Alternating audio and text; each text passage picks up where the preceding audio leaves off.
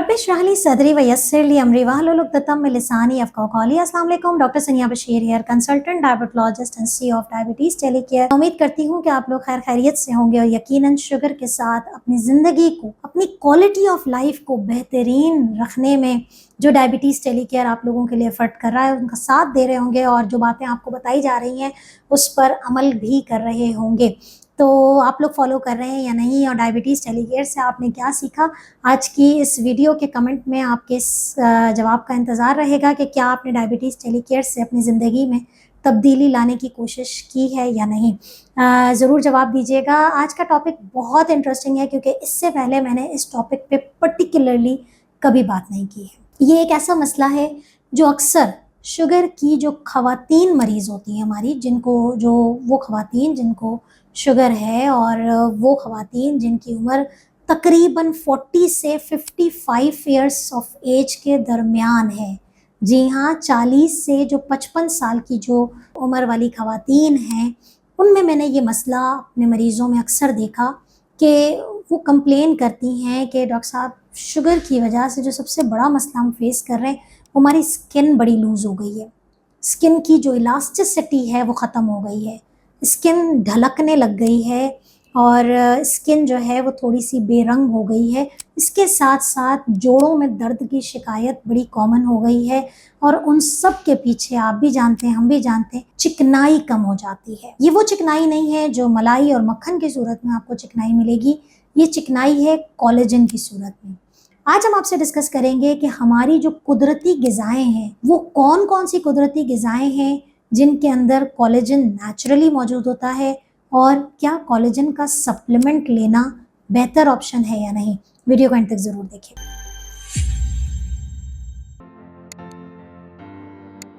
अक्सर आपने कोलेजन का वर्ड सुना होगा और ये कोलेजन जो है वो बेसिकली जिस्मानी जो हमारी जिल्द है, हमारे जो जोड़ हैं, उनके अंदर जो है चिकनाहट है। बेसिकली कोलेजन जो है एक प्रोटीन है, ठीक है, और ये प्रोटीन हमारी हड्डियों के लिए, हमारे जोड़ों के लिए, हमारी स्किन अपनी पोजीशन पर मेंटेन रहे और हमारी हड्डियां अपनी पोजीशन पे, अपनी स्ट्रेंथ में रहें, उसके लिए हमें इस प्रोटीन की बहुत ज़्यादा ज़रूरत होती है।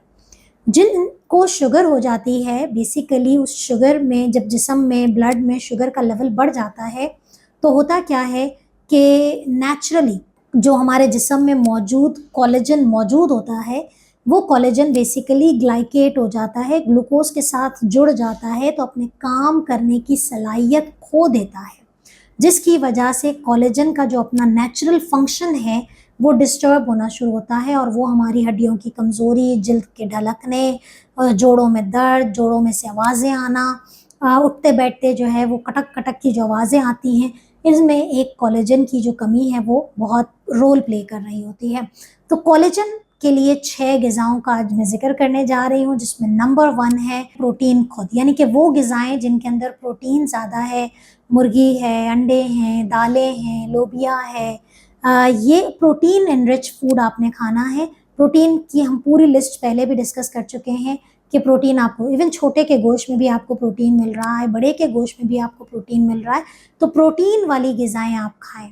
दही का पानी निकाल दें, ग्रीक योगर्ट प्रोटीन बन जाता है। तो जितना अच्छा प्रोटीन आप लेंगे, कोलेजन की फॉर्मेशन जो है वो जिस्म में उतनी अच्छी होगी। नंबर 2, उन ग़िज़ाओं का इस्तेमाल करें जिनके अंदर विटामिन सी बहुत ज़्यादा है।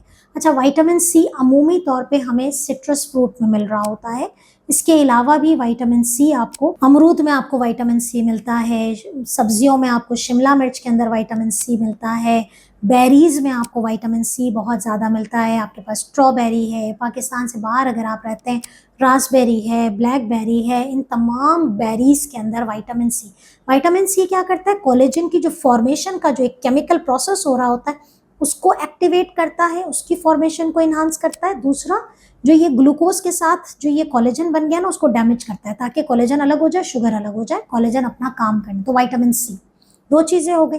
तीसरी चीज़ हमारे पास आती है अपने खाने में जिंक और कॉपर का इस्तेमाल। अब जिंक और कॉपर हमें किन चीज़ों में मिल रहे होते हैं?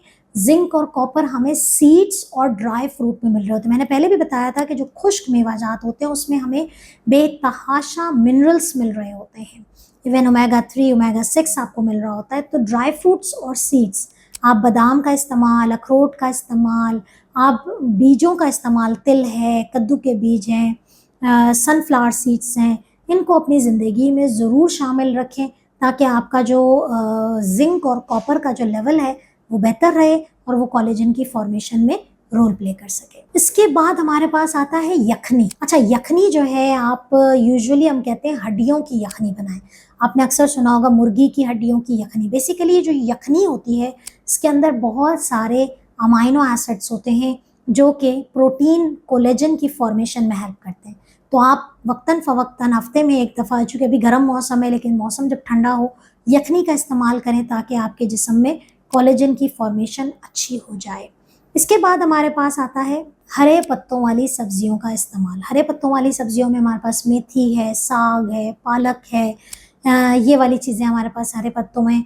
आपके पास इवन धनिया और पुदीना भी हरे पत्तों वाली सब्जियों में आता है। इसका इस्तेमाल अपनी ज़िंदगी में ज़रूर रखें, अपनी डाइट में ज़रूर रखें ताकि ये आपको जो है वो आपकी बॉडी में जो जिन चीज़ों की कमी है वो उनको पूरा करे।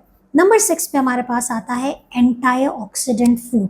कहने को ये सारी कैटेगरीज मिला के बेसिकली नंबर 6 बनता है। हमारे जिस्म में, मैंने पहले भी बताया, जिस्मानी तनाव को ख़त्म करने वाली ग़िज़ाएँ में तमाम फ्रूट्स और तमाम वेजिटेबल्स आ जाते हैं।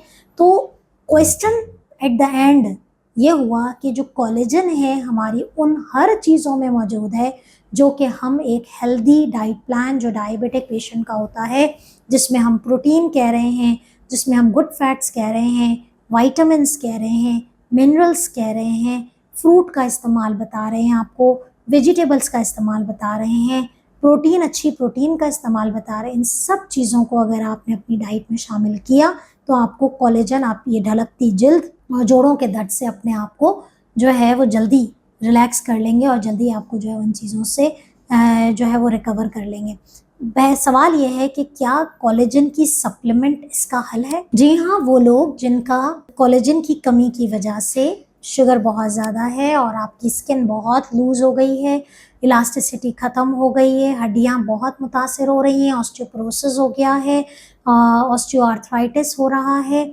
या फिर अगर आपकी स्किन इतनी लूज़ हो रही है कि उस पर निशानात पड़ना शुरू हो गए हैं या कोई ज़ख़म बन जाए तो वो बहुत डिलेड हीलिंग होती है।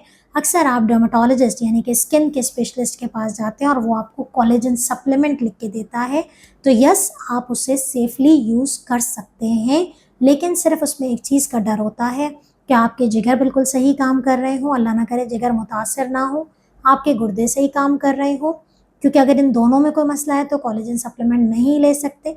अगर आपने कंसीव किया है, प्रेगनेंसी है, हमल के दौरान सप्लीमेंट नहीं ले सकते। अगर आप बच्चे को दूध पिलाती हैं, लैक्टेटिंग वुमन है, तो आप फिर ये वाले सप्लीमेंट नहीं ले सकते। तो बताने का मकसद ये है कि यहाँ बैठ के मैं कोलेजन की सप्लीमेंट प्रिस्क्राइब नहीं कर रही। अगर आपका डॉक्टर या हम खुद आपको जब दे रहे होते हैं तो अब सवाल ये है कि क्या ये सेफ़ है लेना? तो यस, ये सेफ़ है अगर आप इन मसाइल से गुजर रहे हैं। अपना बहुत ख्याल रखिएगा। उम्मीद करती हूँ और होप भी है कि आप लोग इससे रिलेटेड मुझसे सवालात पूछेंगे और मुझे आपके सवालात का, फीडबैक्स का और आपके उस जवाब का भी इंतज़ार रहेगा जो मैंने सबसे पहले पूछा था। अपना बहुत ख्याल रखिएगा, दुआ में याद रखिएगा। अल्लाह हाफ़िज़।